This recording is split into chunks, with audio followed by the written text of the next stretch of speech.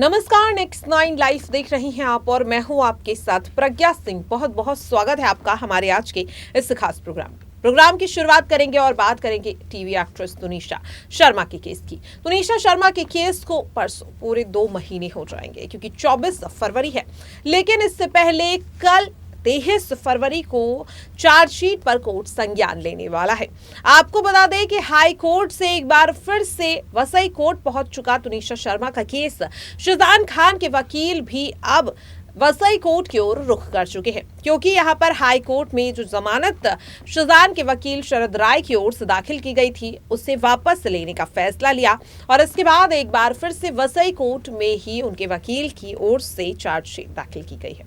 जिसके बाद जहां एक ओर चार्जशीट को लेकर सुनवाई 23 फरवरी को होगी, तो वहीं दूसरी ओर शाहजान खान की जमानत याचिका पर सुनवाई होगी 14 मार्च को। अब लगातार ऐसे में कई तरह के कयास लगाए जा रहे हैं, क्योंकि कुछ ही घंटे बचे हैं। चार्जशीट पर क्या कुछ संज्ञान लिया गया है, क्या कुछ सबूत इसमें शामिल किए गए हैं, कल की सुनवाई में ये पूरी तरह से सामने हो जाएगा।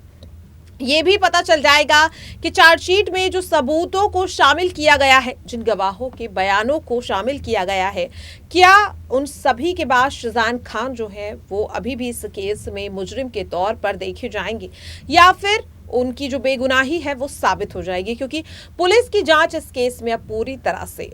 खत्म हो चुकी है, क्योंकि खुद पुलिस की ओर से कहा गया कि चार्जशीट पूरी हो चुकी है, अब किसी भी तरह की जांच कुछ नहीं बचा है, सिर्फ और सिर्फ यहाँ पर रिपोर्ट्स का इंतजार किया जा रहा है। रिपोर्ट्स यहाँ पर तुनिशा शर्मा के कपड़ों की, जी हाँ, 24 दिसंबर साल 2022 जिस दिन तुनिशा ने अलीबाबा शो का जो टीवी सीरियल था जिसमें शाहजान और तुनिशा एक साथ काम कर रहे थे, इसी के सेट पर तुनिशा ने अपनी जान दे दी। तो जो कपड़े तुनिशा अपने आखिरी वक्त में पहने थे, उन्हें पुलिस ने टेस्ट के लिए फोरेंसिक लैब भेजा है और उन्हें टेस्ट भी किया जा चुका है, उनकी जांच हो चुकी है, रिपोर्ट का इंतजार किया जा रहा है। वहीं दूसरी ओर अभी भी लगातार पुलिस कोशिश कर रही है कि तुनिशा शर्मा के फोन को अनलॉक कर ले। तकरीबन 2 महीने यहां पर हो चुके हैं, लेकिन देखने को मिल रहा है कि तुनिशा का फोन अभी तक अनलॉक नहीं हुआ है, जो कहीं ना कहीं एक बड़ी लापरवाही भी कही जा सकती है, क्योंकि तुनिशा का फोन इस केस में सबसे बड़ा सबूत है और वो ही अनलॉक नहीं हुआ, फिर भी कोर्ट में चार्जशीट दाखिल कर दी गई। काफी ज्यादा हैरान कर देने वाली ये चीज है, क्योंकि तुनिशा ने आखिरी वक्त में कई लोगों से बातचीत की थी, कई लोगों को तुनिशा ने मैसेज किया था, वीडियो कॉल किया था और साथ ही यहाँ पर व्हाट्सएप के थ्रू भी बात की थी। यहाँ पर कई लोगों से अगर हम बात करें तो जिसमें शामिल हैं तुनिशा शर्मा की मां वनीता शर्मा। निधन से तकरीबन 45 से 50 मिनट पहले तुनिशा ने अपनी मां को वीडियो कॉल किया था। वीडियो कॉल पर क्या कुछ बात हुई है ये नहीं पता चल पा रहा है। वहीं दूसरी ओर 15 मिनट पहले तुनिशा शर्मा ने अली नाम के एक लड़के को कॉल किया था। क्या कुछ है इस अली की सच्चाई, इसे लेकर भी पुलिस की तरफ से अभी तक किसी भी तरह का बयान सामने नहीं आया है कि आखिरकार अली कौन है। क्या वो तुनिशा का कोई सीक्रेट बॉयफ्रेंड है, तुनिशा का दोस्त है, या फिर जिस तरह से तुनिशा के परिवार की ओर से बयान सामने आया कि अली नाम का जो ये शख्स है जिससे तुनिशा का सीक्रेट बॉयफ्रेंड शाहजान के वकील या शाहजान के परिवार कहते हुए नजर आ रहे हैं, वो महज तुनिशा का एक जिम ट्रेनर है। इस तरह के लगातार सवाल जो शुरुआती जांच के वक्त से ही उठ रहे थे, वो अभी भी सवाल ही बने हुए हैं। पुलिस ने उन सवालों के जवाब को लेकर किसी भी तरह का कोई बयान, कोई स्टेटमेंट या फिर किसी तरह की कोई प्रेस कॉन्फ्रेंस नहीं की है, जिसके बाद लगातार तुनिशा शर्मा के फैंस हो या फिर शाहजान खान के फैंस, वो लगातार ये जानना चाह रहे हैं कि आखिरकार क्या कुछ अपडेट इस केस में आया है और क्यों इस केस में पुलिस अपना पक्ष नहीं रख रही है। वहीं दूसरी चीज हैरान कर देने वाली बात यह भी है कि पहले वसई कोर्ट से हाई कोर्ट और हाई कोर्ट से एक बार फिर से आखिरकार क्यों शाहजान खान के वकील ने रुख किया है, क्योंकि वसई कोर्ट से पहले भी शाहजान की जमानत को खारिज किया जा चुका है, जिसके बाद ही ये मामला हाई कोर्ट में पहुंचा था। हाई कोर्ट में जमानत याचिका पर सुनवाई होने से पहले आखिरकार क्यों उस याचिका को वापस ले लिया गया, ये भी सवाल लगातार उठ रहा है। 23 फरवरी को जो सुनवाई होगी उसे लेकर भी कई तरह के कयास लगाए जा रहे हैं। दरअसल यहाँ पर अगर बात करें जो शाहजान खान के वकील हैं यानी कि शरद राय,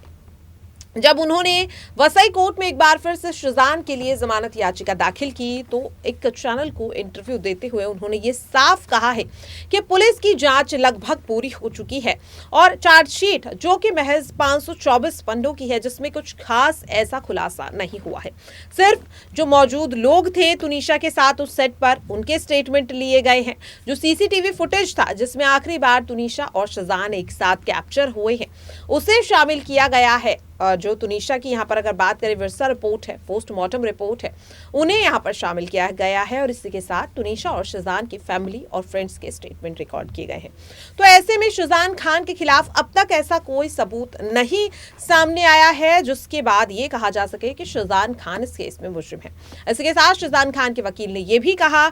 कि अब शुजान खान को जमानत देने का, या यूं कहें उन्हें जमानत मिलने का पूरा हक है और हमें पूरी उम्मीद है कि अब तक जो पुलिस की छानबीन हुई है, जो चार्जशीट की कॉपी उनके पास आई है, उसे देखकर यही लग रहा है कि इस पूरे मामले में शुजान खान को आसानी से जमानत मिल जाएगी।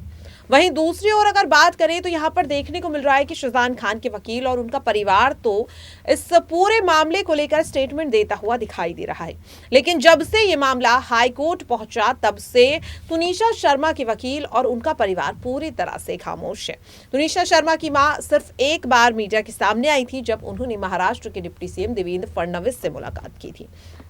इस दौरान क्या कुछ बातचीत हुई, इसे लेकर के कई बातें यहाँ पर वनीता शर्मा करती हुई नजर आई और साथ ही उन्होंने ये भी मांग की है देवेंद्र फडणवीस से कि इस केस को फास्ट ट्रैक मोड पे चलाया जाए, क्योंकि 2 महीने का वक्त लगभग हो चुका है, लेकिन सिर्फ और सिर्फ इस केस में सुनवाई के लिए तारीख ही दी जा रही है, कोई फैसला नहीं आया है। लेकिन यहाँ पर यह भी कहा जा रहा है कि कम से कम 3 महीने का तो यहाँ पर इंतजार परिवार को करना होगा। अगर 3 महीने के बाद भी ऐसा लगता है कि केस को लंबा खींचा जा रहा है, कोई यहाँ पर कह सकते हैं कि कदम नहीं उठ रहा है, पुलिस किसी तरह की लापरवाही बरत रही है या फिर सबूतों को मैनिपुलेट करने की कोशिश शुजान खान के पक्ष की तरफ से की गई है, तो उसके बाद शायद इस केस को फास्ट ट्रैक मोड पर चलाया जाए।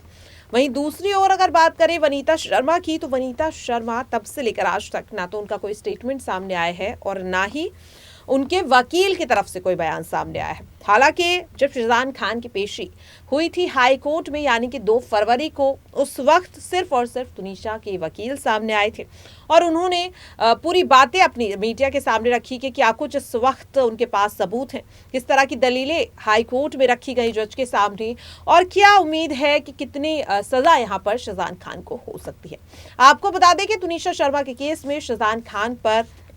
आईपीसी की धारा 306 के तहत मुकदमा दर्ज किया गया है और इसमें तुनिशा के वकील की ओर से ये दावा किया जा रहा है कि अब तक जो सबूत उनके पास है, जो केस उन पर दर्ज किया गया है, इसमें वो पूरी कोशिश करेंगे कि शुजान को जमानत ना मिले। इसके साथ उन्होंने ये भी कहा कि जिन धाराओं में केस दर्ज किया गया है, अगर शुजान खान मुजरिम साबित होते हैं तो कम से कम शुजान खान को 10 साल की सजा तो हो ही जाएगी। अब इंतजार यहाँ पर किया जा रहा है 23 फरवरी का। 23 फरवरी को वसई कोर्ट अब तुनिशा शर्मा के केस की चार्जशीट पर संज्ञान लेगा। क्या कुछ फैसला आता है अब वसई कोर्ट का, ये देखना काफी दिलचस्प होगा। आज के लिए इस खास प्रोग्राम में इतना ही। मुझे दीजिए इजाजत। नमस्कार।